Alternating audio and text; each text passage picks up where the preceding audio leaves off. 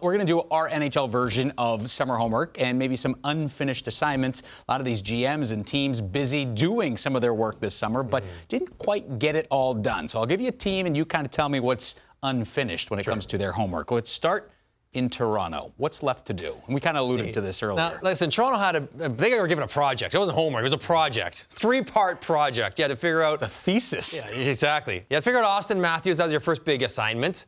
They got that done. Very nice. They had to figure out your coaching staff.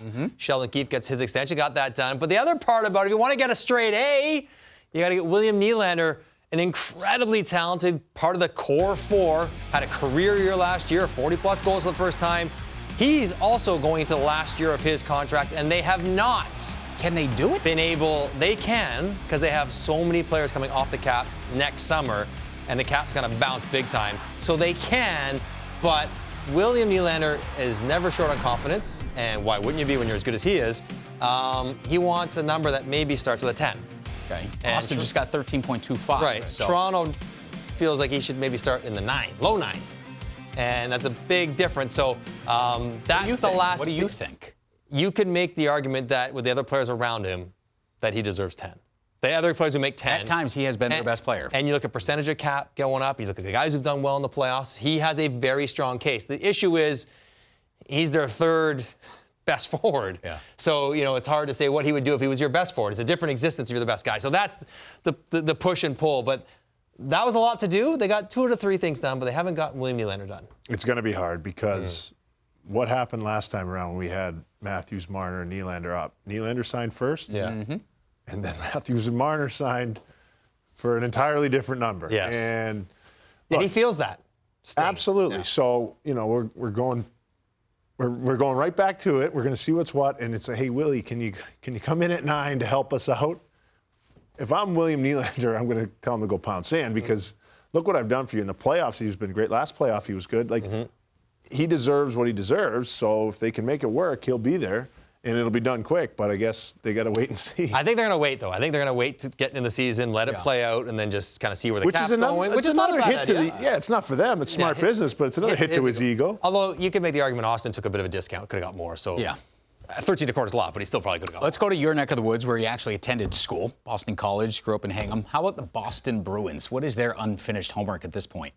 Well, I just thought that they knew or had an inkling or the possibility of losing both Bergeron and Krejci was definitely there for them to understand and maybe prepare for. And I don't know exactly what their numbers are with the cap, but they got 4.5 in dead money from these two guys, so it makes it tougher. But with the bonuses, overages. So they needed to try to figure out a way to at least plug one of those holes. Right. Maybe elevate someone to a higher level. Now, I really like Pavel Zacha a lot. I played with him in New Jersey, and I think he's got a ton of ability, and I love Charlie Coyle. I've trained with him, I've seen him, I know how dedicated he is, and they're very, very good center icemen. 1 and 2, or 1A and 1B, I don't know how that's going to go throughout the whole course of the year. I think Kiki's a good pickup, and we'll see with Boqvist, but these two, they have depth, they're all capable, effective NHL players. But, I mean, you're not going to replace Patrice Bergeron, but you try to get some offensive firepower that you're going to miss with him. I think Charlie is smart enough defensively to make up for some of that. Right shot centerman, taking draws, he's good enough. But it's going to be an adjustment for them, I think, at first, for sure. I look at that board of the 4 guys they have, all good players. Yeah. And just reeks of slotting. Like when they are where they are supposed to be, they can be really effective in a third-line role, in a supplementary winger role if you're Zacha. But if you're asking me the number 1 center, and you're going up against Sidney Crosby and Austin Matthews and Nathan McKinnon, it's a different world. You know it all too well. It's a different world. That's their challenge. Mark Scheifele was maybe out there like a guy, it's tough. You're never going to replace him. You're tight to the money and all that stuff. They had to trade Taylor Hall and all the rest, but feels a little too late at this point. It's going to be different next year in Boston. All right. How about a team that's on the upward trend, certainly in Jersey? What about the Devils? What do they have left to do? Okay, so this is tough to say because the New Jersey Devils had a great year last year and they had a good summer again. They got some good players coming in. They got Myers' contract done. They got Pratt done, all the other stuff. The one thing you might wonder is, after last year, Vanecek, incredible regular season, like the Devils, not a great history in the playoffs. And Akira Schmid, super young, another good season, but not a lot of experience in the playoffs. And for a team that is entering a cup-winning potential window, Starts now, right? now, not about making the playoffs anymore for them. They're thinking like, hey, we can win a cup. Yeah. Are these goalies good enough to win a cup with?